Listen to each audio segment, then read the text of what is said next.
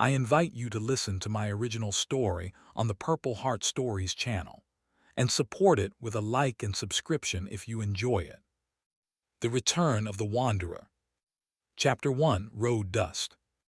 My name is Jack Monroe, and 5.5 years ago I ceased to exist for those I loved most in this world. I disappeared without explanation, dissolved into the pre-dawn mist, leaving behind only a ghostly trail of things unsaid. Today I'm returning to River Haven, the town where I was born, where I married, and which I left like a fugitive, not looking back at the bridges burning behind me. My wife Layla is 36, and on her ring finger now sparkles a diamond from a man I once called friend. Our daughter Emma is 15, and she'll probably spit in my face when she learns that all this time her father was alive and possibly happy somewhere beyond the horizon. And my father-in-law, Sheriff Frank Sullivan, is slowly fatting from pancreatic cancer, using his last strength to unravel a tangle of mysterious disappearances of illegal workers, a thread that leads to his nephew Vincent, an ambitious construction magnate and, incidentally, my wife's future husband. But the time for hiding is over. I've returned to help the dying old man who always treated me better than my own father, and possibly to reclaim what I once carelessly lost. Except my appearance in this sleepy coastal town has stirred murky waters, and now I'm being hunted by people who very much don't want me digging into the painful past. The rented Ford struggles up the steep serpentine road, each turn revealing an increasingly breathtaking view of River Haven. The morning sun paints the tile roofs copper red, and the ocean on the horizon merges with the sky into a single mother-of-pearl canvas. I stop the car at the lookout point and take a deep breath of salty air, permeated with the scent of pine trees and the barely perceptible smell of the sawmill. The town has hardly changed over these years.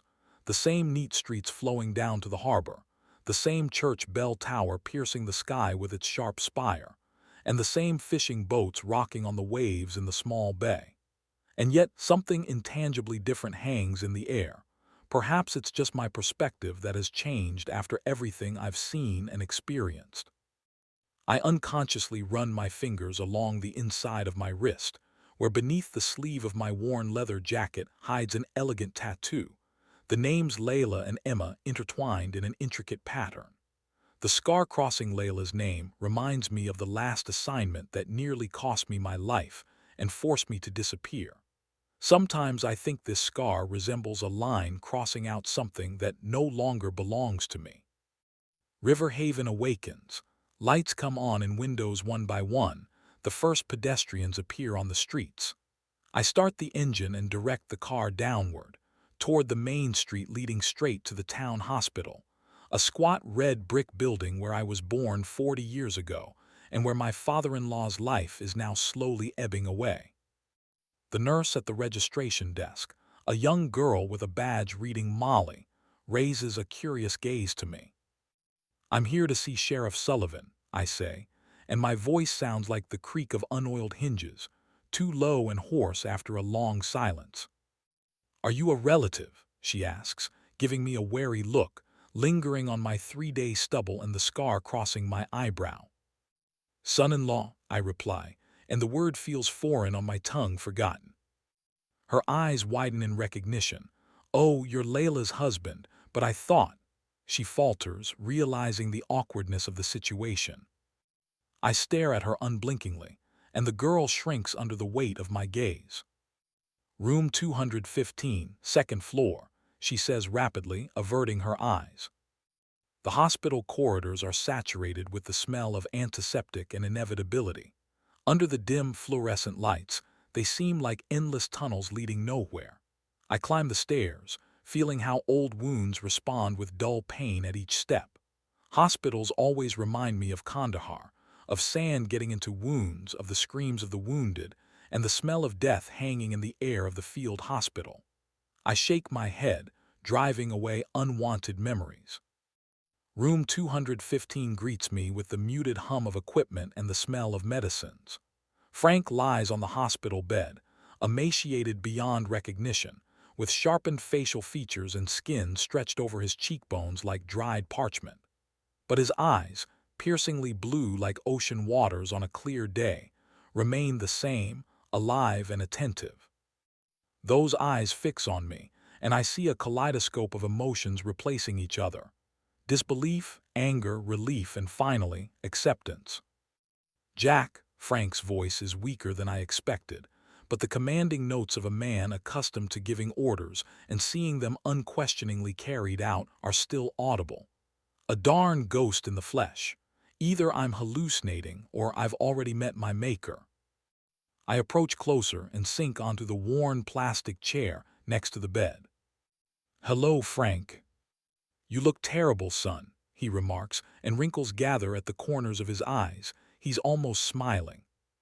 "You're not exactly dressed for the runway either," I retort, and for a moment an invisible thread of mutual understanding stretches between us, fragile as a cobweb in the wind. He raises a hand with a catheter inserted into his thinned vein and points to a carafe of water. "Pour me some. My throat's as dry as if I'd spent a week in the desert." I pour water into a plastic cup and help him sit up. As he drinks in small, careful sips, I can't help but notice how fragile his once powerful body has become. Collarbones protrude under his hospital gown like bird bones beneath thin skin. Frank catches my gaze. "Cancer," he says bluntly. "Pancreatic." By the time the doctors raised the alarm, this crud had already spread throughout my body. They gutted me like a Christmas turkey, but it's like trying to bail out the ocean with a teaspoon. "What do the doctors say?" "That I'm a tough old dog and might last another couple of months," he grins with bitter irony. "But we both know that's a load of bull. I can feel this parasite devouring me from the inside. A week, maybe two." There's no fear in his voice, no plea for compassion, only irritation, as if cancer is an incompetent subordinate who hasn't done their job properly. "I'm so sorry, Frank. Spare me that nonsense. That's not why you came back, and certainly not for tearful goodbyes." Frank looks me straight in the eyes and his gaze pierces me through as always. "Tell me straight, Jack, why show up now?" I sigh. Frank always could see right through people, as if their souls were made of glass. "For the past 5 years, all I've done is run," I answer. "I came back because sooner or later I'd have to face my past head-on, and especially now when I found out you're leaving." Frank studies me with a long, appraising look, then slowly nods. "Well, then listen. I have unfinished business and I want you to finish it." He tells me about a series of disappearances of migrant workers, most of whom are illegal immigrants. No one in town takes it seriously. The state police brush it off, assuming the illegals just moved elsewhere. But Frank senses something sinister behind it. 11 people in the last 8 months, he rasps. They couldn't just vanish. Someone is behind this, and I'm almost certain I know who. Who? "Help me see this through, Jack." Frank evades the question. "This is my last duty to the town." I look at this man, whom I once feared and respected more than anyone in the world, and nod. "All right, I'll help." Frank falls back against the pillows, noticeably exhausted by our conversation. Silence follows, broken only by the rhythmic beeping of medical devices. "You need to know something else," he finally says. "You probably want to know how your family is doing. Layla, she's doing fine. She runs the financial department at Vincent's company. You remember my nephew?" "I remember," I reply, feeling something freeze inside. "Vincent Adler, my best friend in youth, a man who could never forgive me for Layla choosing me instead of him." "They're getting married," Frank continues, carefully observing my reaction. "Engagement party in a week, official ceremony with rings and champagne. Half the town is invited." I feel my fists clench, and by conscious effort force my fingers to relax. "She deserves to be happy," I say, and am surprised myself at how sincere it sounds. "She deserves to be," Frank agrees. "But is she happy? That's the question." He reaches for the bedside table and takes out a set of keys. "Stay at my place for now. The house stands empty. I won't be returning there anyway." I take the keys, feeling their weight in my palm, the weight of obligations and responsibility that I'm taking on again. "And one more thing," Frank pulls a worn folder from under his pillow. "Here's everything I've gathered on the case. Not much, but enough to start with." As I rise to leave, Frank suddenly grabs my hand with unexpected strength for a dying man. "She still loves you, though she doesn't realize it herself," he says. "And Emma, she has the right to know the truth." "What truth?" "Why you really disappeared. What happened to you during these years. Everything. Listen to an old man, Jack. I've learned a thing or two in this life." I nod, understanding that Frank is right. But how do you explain to a 15-year-old girl that her father disappeared not because he didn't love her, but because he loved her too much to put her in danger? How do you tell them the truth about why I dissolved into the night back then? Layla's house, our former house, has hardly changed, except now the fence is painted sky blue instead of white, and the wisteria has grown so much it almost covers the first-floor windows. I sit in the car across the street, gathering my courage. Through the windshield I watch as the school bus stops at the end of the street, and a slender girl with a backpack gets out. I hold my breath as she walks along the sidewalk. Emma, my daughter. She looks so much like her mother, the same chestnut hair falling in soft waves onto her shoulders, the same grace in every movement. But the chin with its characteristic dimple is mine, and the habit of hunching her shoulders when nervous is also mine. I get out of the car and cross the street. My heart pounds against my ribs like a bird trying to escape from a cage. My throat is dry, as if I've swallowed a handful of sand. This is not how I imagined this meeting, playing it over in my head during sleepless nights. "Emma," I call out, and my throat constricts again. She freezes without turning around. I see her shoulders tense, how she slowly lowers her backpack to the ground and only then turns around. Her eyes, an exact copy of her mother's, the color of dark chocolate, widen in shock. Her face reflects a storm of emotions. Disbelief, confusion, a glimpse of hope quickly replaced by cold detachment. "God, you disappeared without a trace 5 years ago," she finally says, and her voice sounds surprisingly adult. "To me, you're dead." She picks up her backpack and heads almost at a run toward the house. "Emma, wait." I take a step toward her but stop when the front door opens. Layla stands on the threshold, and time seems to slow down, stretching a second to the dimensions of eternity. She has hardly changed. The same expressive brown eyes, the same chestnut hair, now gathered in an elegant knot that makes her look like a heroine from an old movie. Only the wrinkles at the corners of her eyes have deepened, and a vertical crease has appeared between her brows, a mark of constant worry. She looks at me as if seeing a ghost. Her hand instinctively flies to her throat in an involuntary protective gesture. On her ring finger gleams a diamond ring, not too large, but perfectly suited to her graceful hand. Vincent always knew how to impress women. "Jack," her voice sounds like an echo from the past.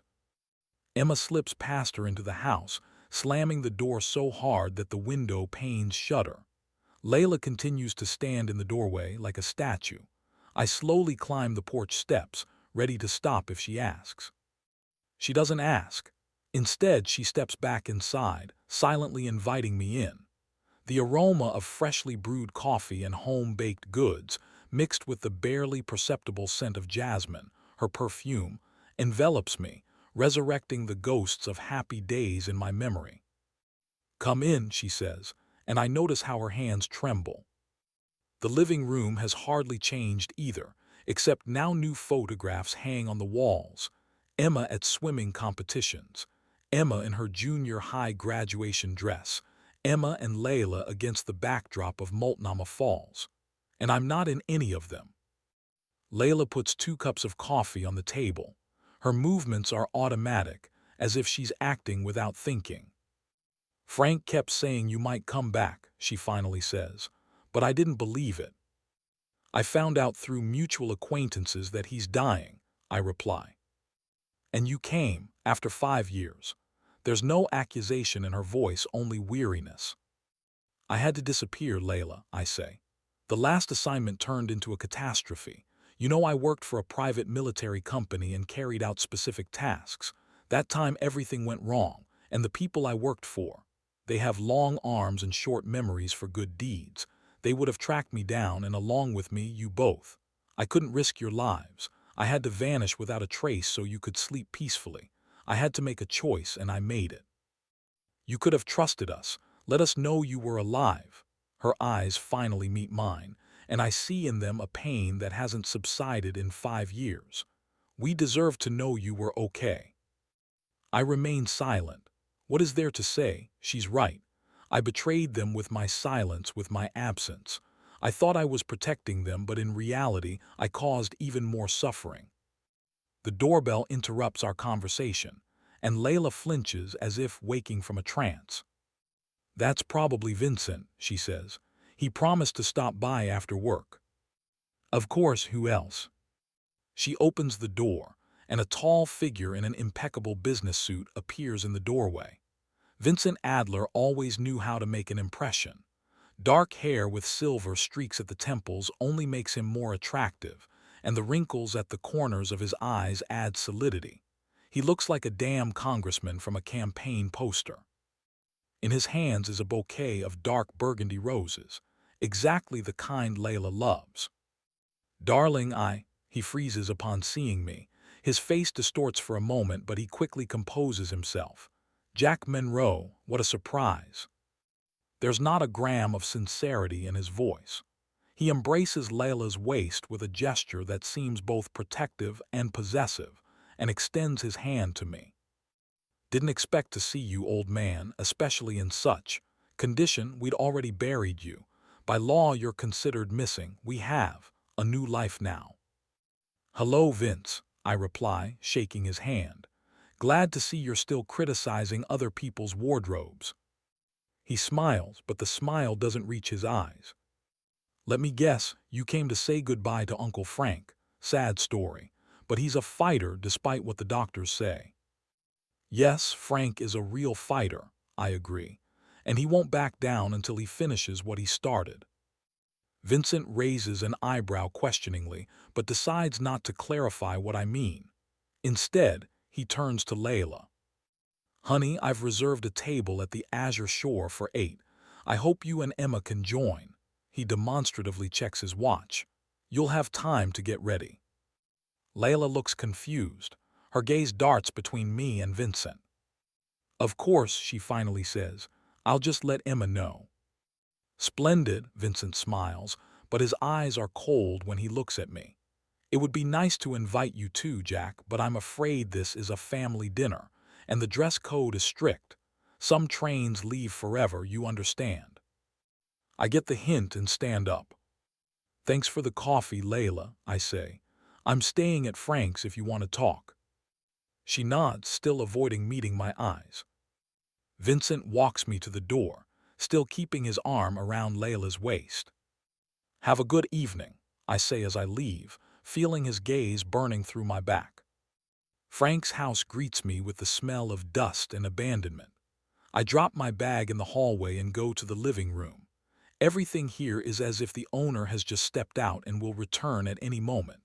An unfinished book on the armrest of the chair, glasses in a worn case on the coffee table, an old cowboy hat on a hook by the door. I open the folder Frank gave me and begin laying out documents on the table, creating a kind of map of disappearances. Most of the missing are Mexicans and Guatemalans working on construction sites without documents. The last two, the Hernandez brothers, disappeared 3 weeks ago from the construction site of Adler's new shopping center. Police reports are superficial and formal. Foreman questioned, no witness testimony found, documentation missing, subjects presumably voluntarily left the workplace. But Frank added his notes. Hernandez once sent money to Mother weekly, last transfer the day before disappearance. Hernandez, too, was dating a local girl, Jesse Martinez. Strange choices for people planning to suddenly leave. I notice that almost all the points on the map are objects belonging to Adler's company. Coincidence? I strongly doubt it. Early morning finds me at the construction site of Adler's new skyscraper, a 40-story monster of glass and concrete designed to lead Riverhaven into an era of prosperity, as the billboard proclaims. I'm dressed in worn jeans and a faded shirt, appropriate attire for a laborer. The guard at the gate gives me a suspicious look. "What do you want?" "Looking for work," I reply. "Heard they're hearing here." "Heard wrong," the guard cuts off. "Full compliment." I pretend to be disappointed but don't leave. Instead, I lean against the fence and light a cigarette, continuing my observation. Soon, a closed van without identifying marks pulls up. The rear doors open, and 10 to 12 men get out, all of Latin American appearance. They're met by a grim foreman who orders them to line up for inspection. "Cell phones," he commands, and the workers obediently hand over their phones, which the foreman places in a plastic container. Two guards with batons suspiciously similar to police one's pace along the line. One has a holster visibly attached to his belt. Security for ordinary builders. I mentally note this detail. When the workers disperse to their stations, I approach the gates again. This time I'm met by that same foreman, a stocky man with a bull neck and a scar across his cheek. "Still here, things that bad?" he says, looking me up and down. "Yes, sir," I reply with a note of desperation in my voice. "Ready for any job, even the dirtiest." "Come by the end of the shift," he says after a pause. "There might be something for you." "Thank you, Mr. Burke," he replies, "just Burke." I nod and leave, feeling his appraising gaze on me. Something in his manner of carrying himself reminds me of the mercenaries I worked with in my time, hidden aggression and constant readiness for violence. In the evening, I stop by the Salty Whale, the only bar in town that doesn't belong to Adler's company. An old-fashioned joint with wooden tables covered in initials and dates, and photographs of local fishermen with trophy salmon on the walls. At the bar, I notice a familiar figure, Michael Baxter, my old buddy who once played with me and Vince on the same baseball team. He's noticeably gained weight, and his once red hair is touched with gray. "Well, I'll be damned," he says, seeing me, "if it isn't Jack Monroe himself, risen from the dead." I shake his hand extended across the counter. "Hello, Mike. You look damn good for a dead man," he grins. "Though a bit weathered, I must admit. Man, where have you been hiding?" "Life hasn't been kind," I reply with a crooked smile. "Beer?" he asks, and without waiting for an answer pours a glass of pale ale. "On the house, return of the prodigal son and all that." I nod gratefully and take a sip. The beer is cold and slightly bitter, exactly the kind Mike and I used to drink after practice. "You already know about Frank. Have you been to see him?" he asks, lowering his voice. "I know I've been. It's bad," I answer honestly, "but he's holding up like a champ." Mike nods. "Damn shame about the old man. One of the few decent people in this town." "What about the town?" I ask, looking around the half-empty bar. "Doesn't seem to have changed." Mike leans toward me across the counter. "Hasn't changed on the outside, pal, but inside," he shakes his head. "Since Vincent took the reins of the construction business, everything's changed. He bought up all the debts, built a new shopping center, sponsors charity events. Half the town worships him, the other half is scared to death of him." "And which side are you on?" "I'm a small fry," Mike shrugs. "Wanted to open my own bar but couldn't get a loan. All the banks in town dance to Adler's tune. So here I am, pouring beer and keeping my nose to the wind." "Frank mentioned disappearances of workers," I say cautiously. Mike becomes very serious. "Better not spread that around, Jack. Walls have ears." I nod, understanding I've touched a sensitive topic. "How's Layla?" I ask, changing the subject. Frank said she works for Vincent. Financial director, Mike nods. Handles all the accounting if you catch my drift. I don't catch it but pretend I do. Mike continues. Honestly, many were surprised when she and Vince announced their engagement. After you disappeared, she was completely lost. Then she started working for him and then, well, you know Vince. He knows how to charm when he wants to, and he always had a thing for her. Do I know? Once upon a time, Vincent was my best friend. We launched paper boats in the harbor together, smoked our first cigarettes behind the school together, broke local girls' hearts together. But I also remember another Vince, one who couldn't stand losing and never forgave slights. The one who hated me when Layla chose me instead of him. The door creaks and a group of sturdy men enters the bar. Among them I recognize Burke, the foreman from the construction site. They sit down at a far table but keep glancing in my direction, talking among themselves, laughing. Vince's muscle, whispers Mike. Officially, security chiefs at construction sites, but everyone knows they do other things too. Like what? Collect debts, intimidate competitors, the usual business for a small town with big ambitions. I nod and finish my beer. Mike grins knowingly. Slip out through the back door, he advises. And be careful, Jack. You've returned during turbulent times. You're already getting on everyone's nerves here. I take his advice and slip out through the kitchen. The night air is cool and saturated with the smell of an approaching storm. I hear the bar door open and close behind me. Someone followed me out. I quicken my pace, but not too much. I don't want to show that I've noticed the tail.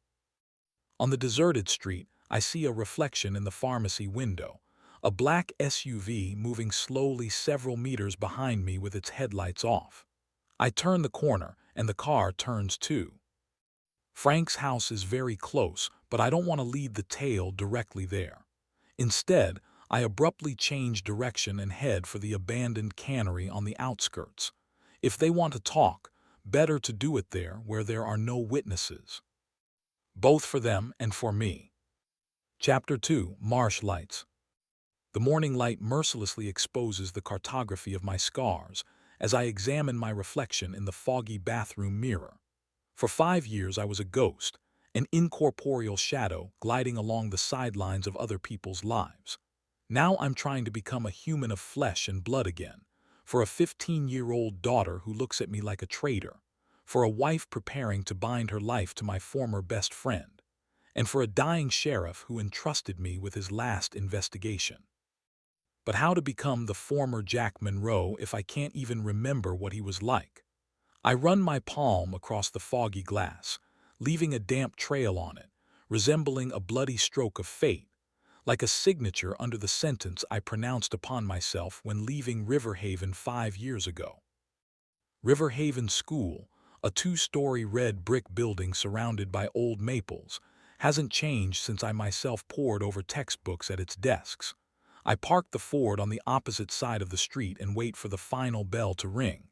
Inside, everything tightens with nervous tension. What will I say to my own daughter? How will I explain 5 years of absence? The school doors swing open and a noisy stream of teenagers pours out. I notice Emma immediately. She's taller than most girls, holds herself straight like a dancer. Her backpack is casually slung over her shoulder, some notebooks in her hands. I get out of the car and head toward her. She notices me and freezes for a moment, but then continues walking as if I don't exist. I catch up and walk beside her, maintaining distance.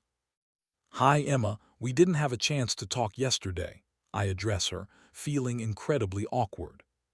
She doesn't answer. Her profile is an exact copy of Layla's, and my heart aches at the resemblance. You're dressed lightly for such cool weather. I try again.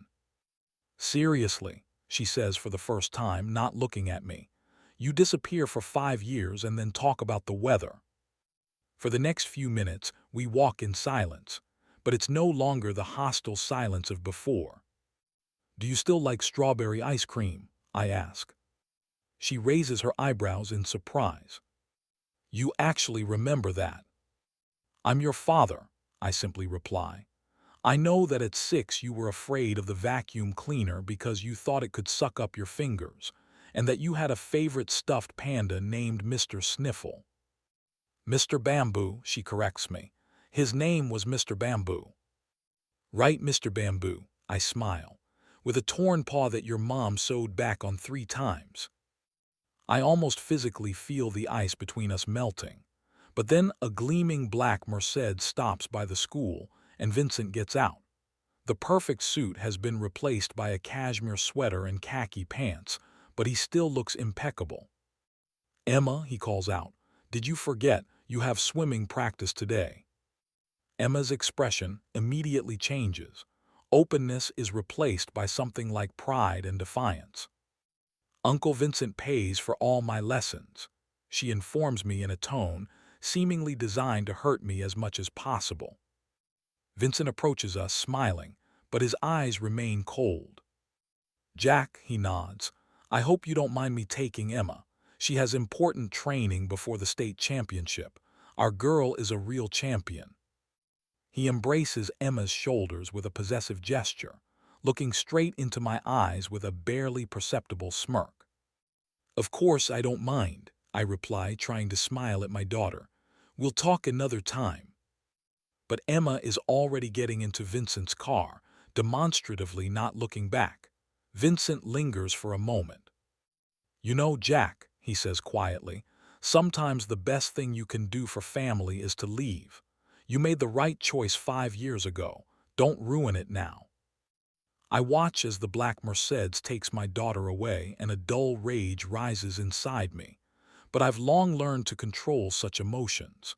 They interfere with thinking, and right now I need a clear head. The hardest part is finding people willing to talk about the missing migrants.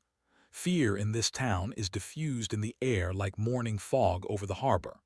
I visited several bars and joints on the outskirts where workers usually gather, but only encountered wary glances and monosyllabic answers. The breakthrough came at a Mexican eatery called El Cactus, which I entered already without much hope. An elderly woman who introduced herself as Maria studied the photographs of the missing for a long time. Finally, she nodded. This one, she pointed to a young man with neat mustache. Diego.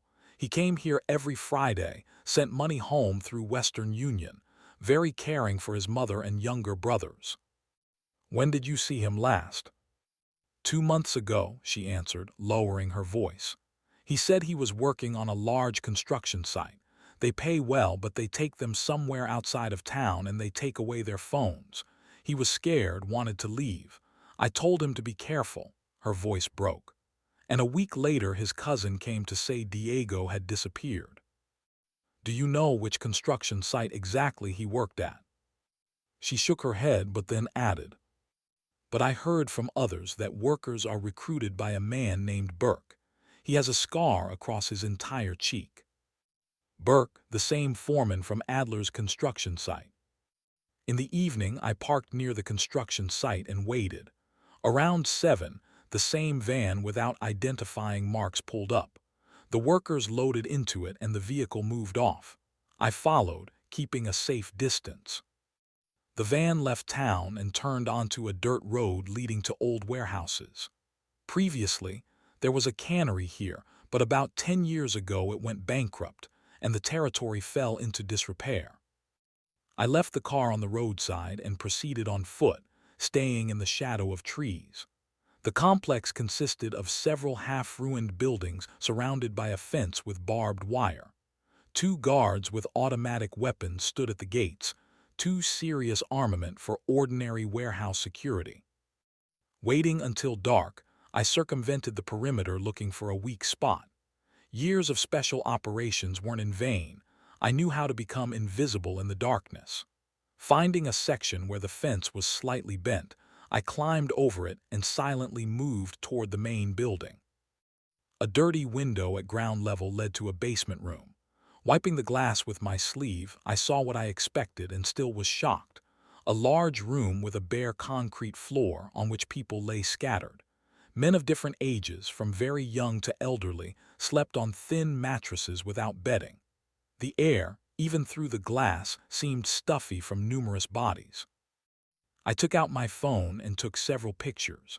Then I circled the building and discovered another window through which was visible a sort of office. A whiteboard hung on the wall with a schedule outlining some movements. I photographed this too. As I tried to discreetly move away from the warehouse, I heard the click of a bolt behind me. "Don't move," a deep voice commanded. "Hands where I can see them." I slowly raised my hands, but instead of obeying further commands, I spun sharply, knocking the gun from the guard's hands. He was a sturdy guy and immediately lunged at me, aiming a fist at my face. I dodged, intercepted his hand, and twisted it behind his back. "Quiet," I whispered, pressing him against the wall. "I don't want to kill you." The guard continued to struggle, but when I pressed harder, he quieted down. "What's going on here?" I asked. "Who are these people?" "Go to hell," he exhaled. I twisted his arm tighter. "One more time, who are these people?" "Workers," he grunted. "They bring them to the construction sites. Are you blind?" "Against their will." The guard remained silent, and I realized I wouldn't get anything more from him. With a quick movement, I knocked him unconscious, tied him up with his own belt, and stuffed him into the bushes near the fence. Returning to the car, I felt the adrenaline gradually subsiding. The picture was becoming clearer. Adler was using workers as slaves, but what happened to those who tried to escape? The Adler Development Office was located in the tallest building in River Haven, the former administrative building of the sawmill, rebuilt into a modern business center. I entered the lobby, feeling the gazes of the guards on me. The secretary at the registration desk, a young blonde with perfect makeup, gave me a professional once-over. "How can I help you?" "I need to see Layla Monroe," I said. How strange it was to pronounce my wife's surname as if she were a stranger. "Do you have an appointment?" "No, but I think she'll want to see me." I placed my driver's license on the counter. "I'm Jack Monroe, her husband." The girl's eyes widened. She hastily grabbed the telephone receiver. "Miss Monroe, there's a visitor for you. Yes, he says he's your—" She gave me an uncertain look. "All right, I'll tell him." Putting down the receiver, she pointed to the elevator. 13th floor, office across from the elevator. In the elevator cabin, I straightened my jacket and smoothed my hair, looking at my reflection in the mirrored wall. I was nervous, like a green recruit before his first combat mission. Funny. Layla's office turned out to be spacious and bright. The panoramic window overlooked the central square and harbor. Fresh flowers stood on the desk, and photographs of Emma in frames hung on the wall. But what struck me most was the photograph on the side table. Layla and I on a pier by the ocean. She's 21, I'm 22. We're happy and have no idea what awaits us ahead. Maybe not all is lost if she's kept this picture. Layla entered a minute later. The same strict business suit, neat hairdo, a real businesswoman. "Jack," she said, and I can't tell from her tone whether she's glad to see me or not. "What brings you here?" I took out my phone and showed her the photographs taken the day before. "This needs to be seen," I said. She took the phone and began scrolling through the images. With each photo, her face became increasingly tense. "What is this?" she asked, returning the phone to me. "People being held in barracks like slaves," I replied. "They bring them to Vincent's construction sites, take away their documents and phones, force them to work for pennies if they pay at all." Layla shook her head. "That's impossible, I would know. I handle the company's finances, see all expenses, all payrolls." "Are you sure you see everything, or only what Vincent wants to show you?" She turned toward the window. "You're just jealous, Jack. Vincent has been helping us all these years while you were gone. He was with Emma when she cried at night, asking where her father was. And now you come and smear him with dirt. Wake up." Her words hit harder than a fist that once broke two of my ribs. but I couldn't let myself back down.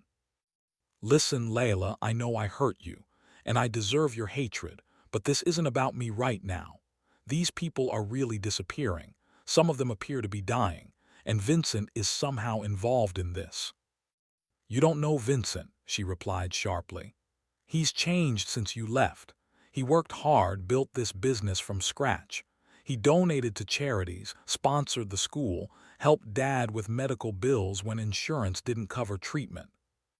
Perhaps that's why it's so hard for Frank to believe his nephew is involved in something corrupt, I noted.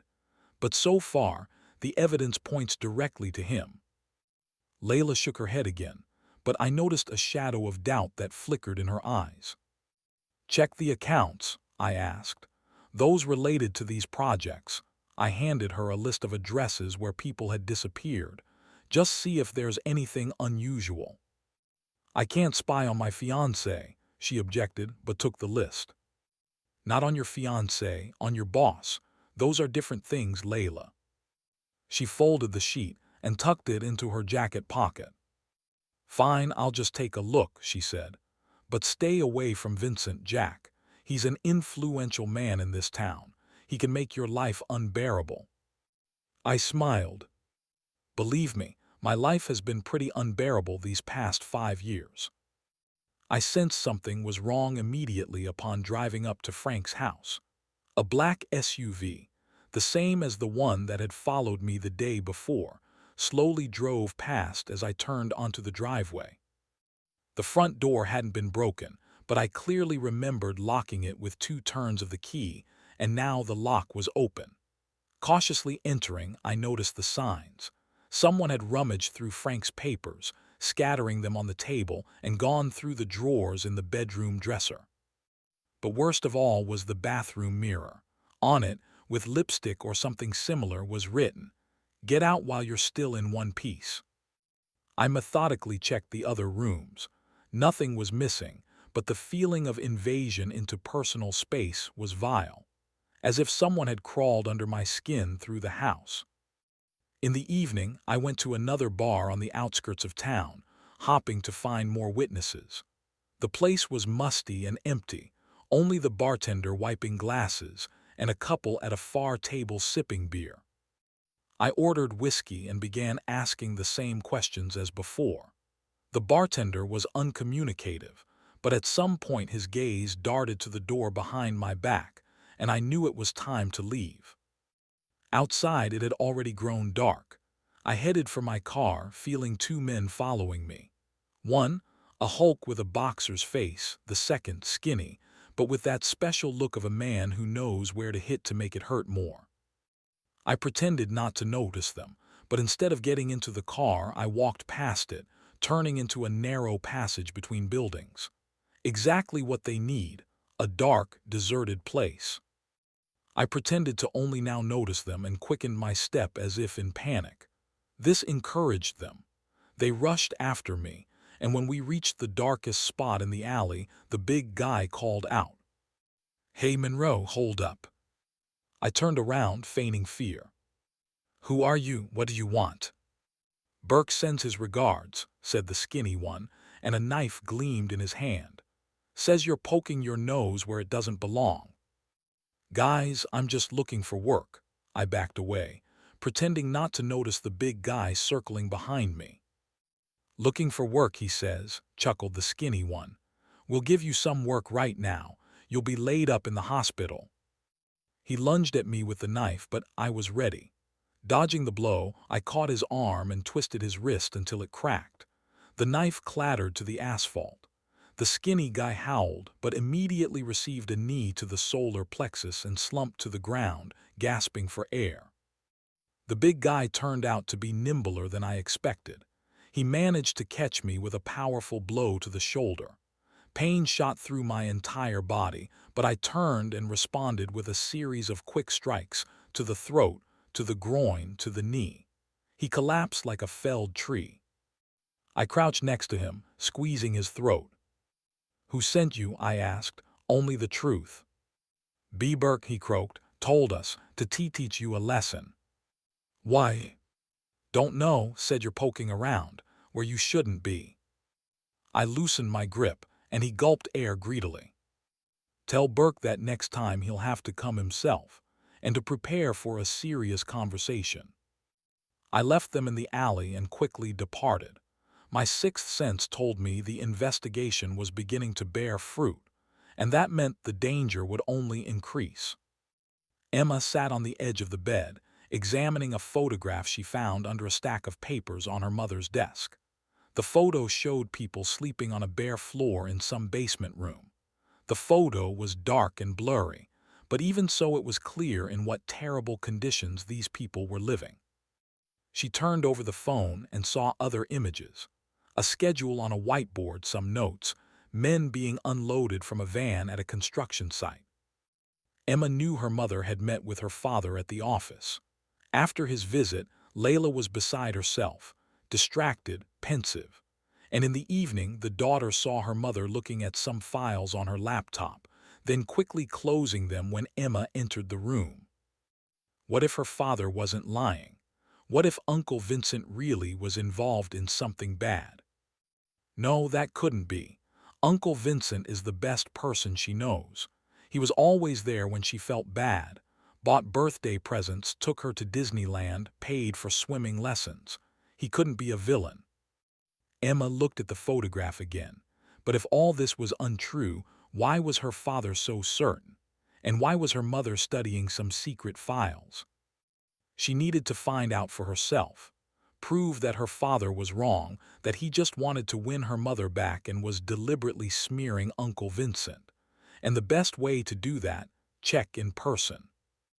Emma took out from her desk drawer an electronic key card that Vincent had given her just in case, when showing her the skyscraper under construction. If you want to see how the construction is progressing, take some cool photos for Instagram, just use this key, he had said then. She'll hide the card in her backpack. Tomorrow after school, when Mom is at work and Dad, who knows where, she'll sneak into the construction site and see everything with her own eyes. And then she'll know for sure who's telling the truth. Frank's condition had worsened. When I entered the room, he was asleep, connected to new machines. The nurse warned that he was very weak, and it would be better not to disturb him, but the sheriff's eyes opened as soon as I sat down next to him. "You look awful," he rasped. "You're not exactly dressed for a beauty pageant either," I smiled, repeating our phrase from yesterday. He tried to smirk, but instead started coughing. I helped him sit up and brought a glass of water to his lips. "You found something," he stated, falling back onto the pillows. I told him everything. About the barracks where people are held, about the attack, about the strange accounting at the company that Layla promised to check. Frank listened without interrupting. His sunken eyes seemed even brighter against his grayed skin. "I always felt something was off with the boy," he said when I finished. Everything came too easily to him, but I never thought. He fell silent, staring at the ceiling. "What happened a year ago?" I asked. "You suspected something about Vincent even before I arrived." Frank nodded. "One worker, a Guatemalan, came to the station, said something bad was happening at Adler's construction site, told me about the barracks, about beatings, about withheld documents. I arranged to meet him the next day to record his testimony officially, but he didn't show up." Frank swallowed. "And a week later I got the biopsy results." "You think Vincent?" "I think he removed a witness," Frank said firmly, "and since then I've been looking for evidence. But the illness," he helplessly spread his hands, "it's not cancer that's killing me, Jack.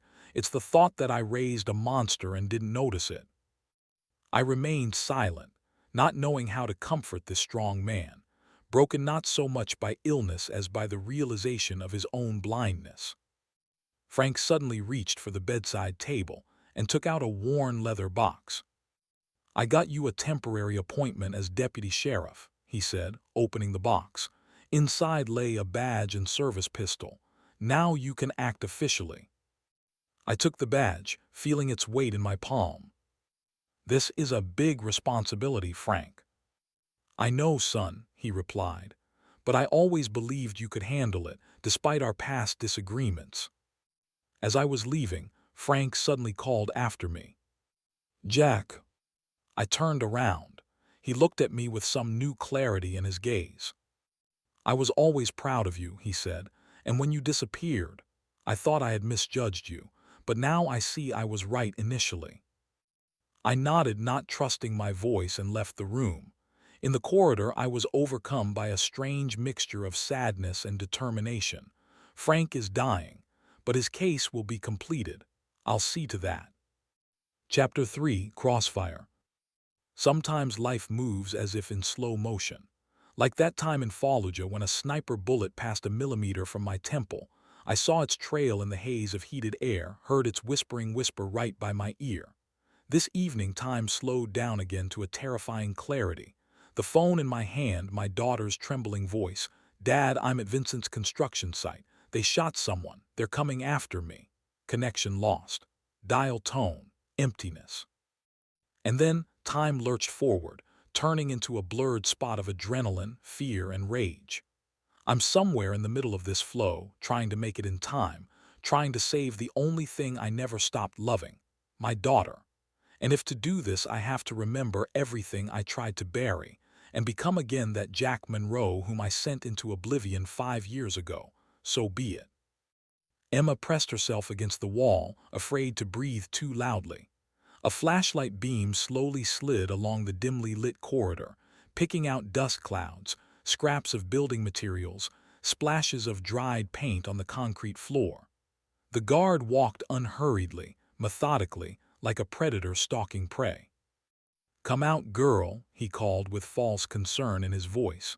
"We'll just talk. You know you can't be at the construction site after hours. It's dangerous." Emma covered her mouth with her palm to avoid betraying herself with an accidental sigh. Just an hour ago, she was simply a curious teenager trying to prove Uncle Vincent's innocence. And now she's a fugitive, pursued by armed men. It all started as a small adventure. Infiltrating the construction site proved ridiculously simple. The electronic card Vincent once gave her still worked. Emma passed through the turnstile, nodding to the lone guard who didn't even look up from his phone. After all, she was often seen here with Vincent. Inside the unfinished skyscraper, it was quiet and eerie. Emma turned on the flashlight on her phone and began cautiously moving through the floors, photographing anything that seemed suspicious. But on the first floors, there was nothing unusual, just a regular construction site after hours. Then she descended to the basement areas. A massive door with an electronic lock barred her way, but Emma knew the code. She had seen Vincent enter it during their last visit. The door opened with a quiet hum, and the girl found herself in a long corridor with many doors. The first 2 were locked, but the third had a narrow peephole. Emma approached it and, standing on tiptoes, peered inside. What she saw made her heart skip a beat. A room, no larger than a school classroom, was filled with sleeping people. Men of different ages lay on thin mattresses, some simply on the floor, pressed tightly against each other. The air must have been stuffy because even in sleep, many of them breathed rapidly and heavily. Emma recoiled from the peephole, not believing her eyes. Father hadn't lied. He was telling the truth. These people were really here, locked up like animals in a cage. She took several photos through the peephole, careful not to let the flash wake the sleepers. And then she heard voices coming from around the corner of the corridor. Emma quickly hid behind a wall projection. 3 men were leading a fourth, a thin guy in work clothes. His hands were tied behind his back, and his face was swollen from blows. "You thought you could make a call and we wouldn't find out." Emma recognized Burke's voice, the foreman from the construction site. "We have ears everywhere. Your mommy will never know what happened to you, pendejo." The man replied something in Spanish, pleadingly, almost crying. "Pray all you want," Burke smirked, "but you broke the rules, and in our business that's not forgiven." He nodded to the 2 other guards, and they began methodically beating the bound man. Emma covered her mouth with her hand to keep from screaming. She was recording everything on her phone, though her hand was shaking so badly that the recording was surely blurry. The nightmare continued for several minutes. Finally, Burke gestured for the guards to stop. "Mr. Adler wants this done cleanly," he said. "Take him to the technical room. It's noisy there, no one will hear." The man began pleading again, this time in broken English. "Please, no. I have children, 3 little children. I just wanted to tell my wife I'm alive." Burke grinned and pulled out a pistol with a silencer. "Soon your wife will be a widow," he said, and the worker broke down sobbing. Emma couldn't watch anymore. She turned away, but at that moment an involuntary sound escaped from her throat, not a cry, more of a convulsive sob. But it was enough. Burke spun around sharply, his eyes piercing into the darkness. "What was that?" he asked sharply. "Check the corridor." One of the guards moved toward Emma. She ran, not choosing her path. Behind her came shouts, then a shot, echoing off the concrete walls. This made her run even faster. She didn't remember how she reached the staircase, climbed up, ran out onto the already constructed floors. Her heart was pounding so hard it seemed about to break through her ribs. Her hands trembled as she tried to call her mother. Come on, pick up," she whispered, but there were only dial tones in the speaker. The connection in the building was intermittent. Then she tried calling her father. He answered almost immediately, as if he'd been waiting for her call. "Emma." "Dad, I'm at Vincent's construction site. They shot someone. They're coming after me," she quickly said, sobbing. And then the phone died. The battery had drained. Emma suppressed a cry of despair. She was alone, without communication, in a huge, unfinished building where murders were being committed, and she was being hunted. She kept climbing higher, hopping to reach the fire escape on the outside of the building. But on the 40th floor, Emma realized she had trapped herself. This level had only recently been started. Bare floors, steel beams, scaffolding, and dizzying emptiness where walls should have been. From below came voices, Burke and his men methodically combing each floor, climbing higher and higher. I sped through the night streets of Riverhaven like a madman, cutting across park zones and yards. Twice I nearly got into accidents, but I didn't care. Before my eyes was Emma's face, and in my ears her frightened voice. Arriving at the construction site, I saw several security vehicles at the main entrance. There were far more than usual. That meant the alarm had been raised, and they knew Emma was there. I couldn't simply enter through the main entrance. I would be stopped. But I knew every construction site has weak spots in its security. Circling the area, I found a section of fence partially concealed by bushes. Part of the wire had been bent aside by someone, possibly a homeless person seeking shelter. I widened the opening and slipped through. Inside it was dark, but the moon provided enough light to navigate. I made my way between stacks of construction materials, trying to stay in the shadows. A guard stood at the service entrance to the building, but he was looking in the opposite direction, smoking a cigarette. I snuck up behind him and in one motion covered his mouth, cutting off his air. After a few seconds, he went limp in my arms. I dragged him into the shadows, took his gun and radio. Voices came from the radio. "Victor, report the situation at the western entrance." "Western entrance clear," I replied, imitating a hoarse voice. "Good, the girl is on the upper floors. Burke is leading the search group. They're already on the 38th. All exits are blocked." I entered the building through the service entrance. Inside it was quiet, only generators humming somewhere in the basement. I moved silently, using skills I had hoped never to apply again. On my way, I encountered 2 more guards. The first I knocked out, approaching from behind.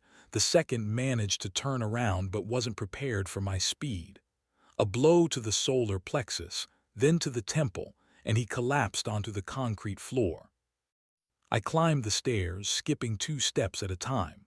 On the 39th floor, I heard voices, someone coming down from the top floor.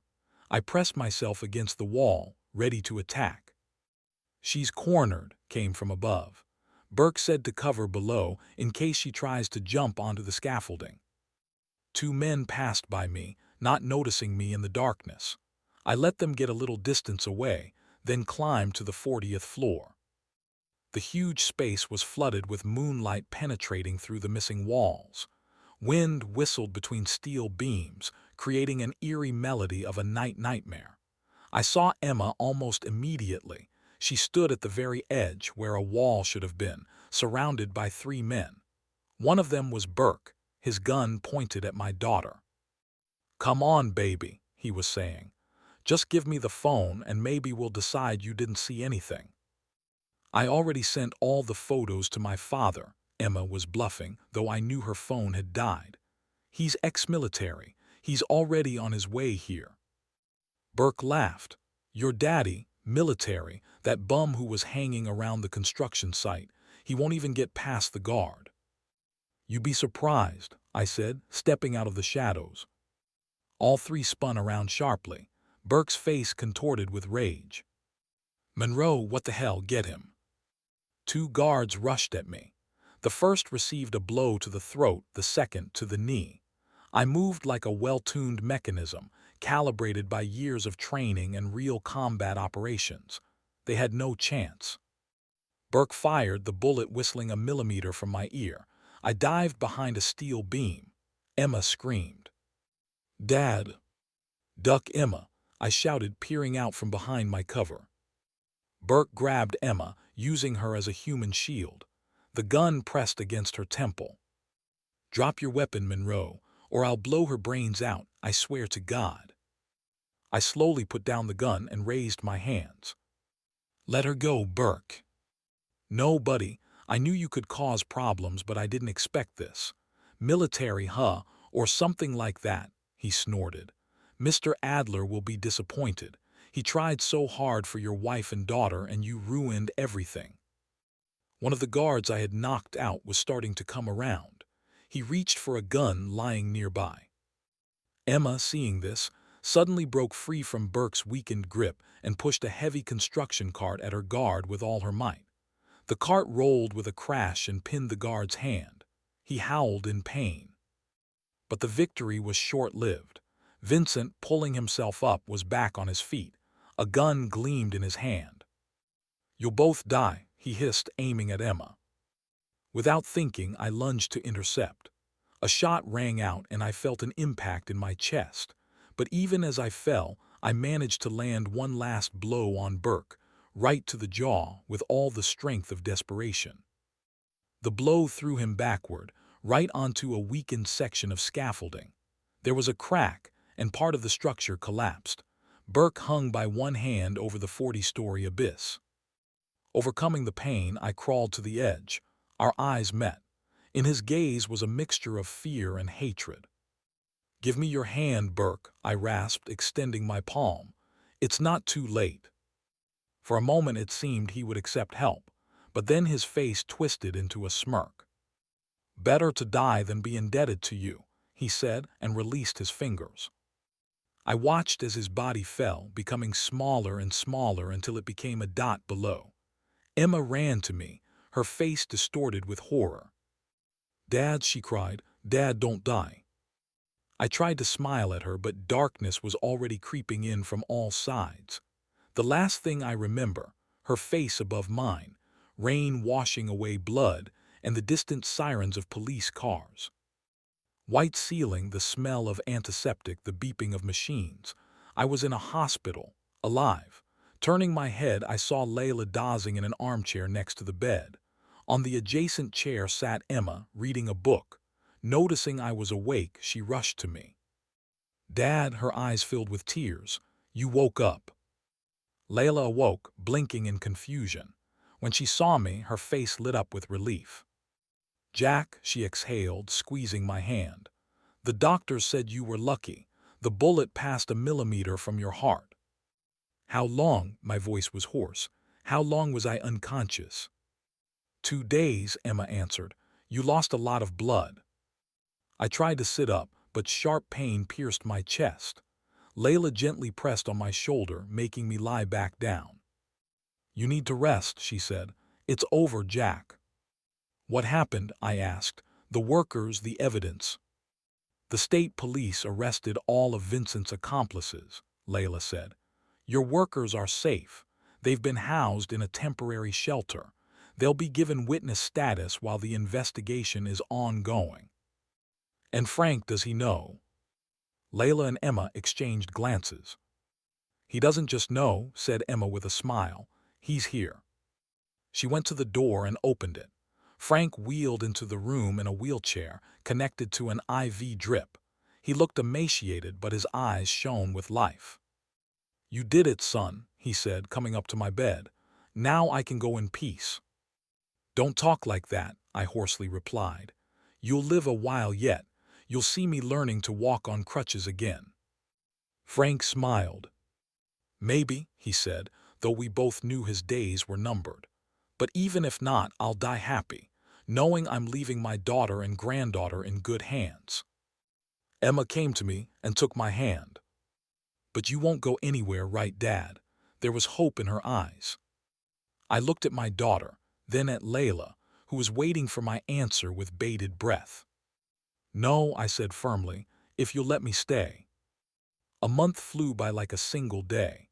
I recovered from my wound, gradually returning to normal life. Emma and I spent a lot of time together. I told her about my life during these 5 years. She shared her dreams and plans. Layla kept somewhat to the side, giving us time to rebuild our relationship, but I could see she was happy about our reconciliation. The case of Vincent Adler became a sensation not only in Riverhaven but at the national level. Journalists flooded the small town, seeking new details of the story about a construction magnate who turned his business into modern slavery. Most residents were shocked, some disappointed, having lost jobs and investments, but many felt relief. As one old fisherman told me, the town can finally breathe freely. Today I visited Frank in the hospital again. The doctors had started experimental treatment that gave some hope, if not for a complete recovery, at least for extending his life. Frank was weak, but his spirit remained unbroken. "I'm thinking of staying," I said, sitting by his bed. "The town needs a new sheriff." Frank raised an eyebrow. "You as sheriff," he smirked. "Not a bad idea, couldn't find a better candidate." "You think they'll elect me, after everything?" "They will," Frank nodded. "Especially after everything. You've become a hero, Jack.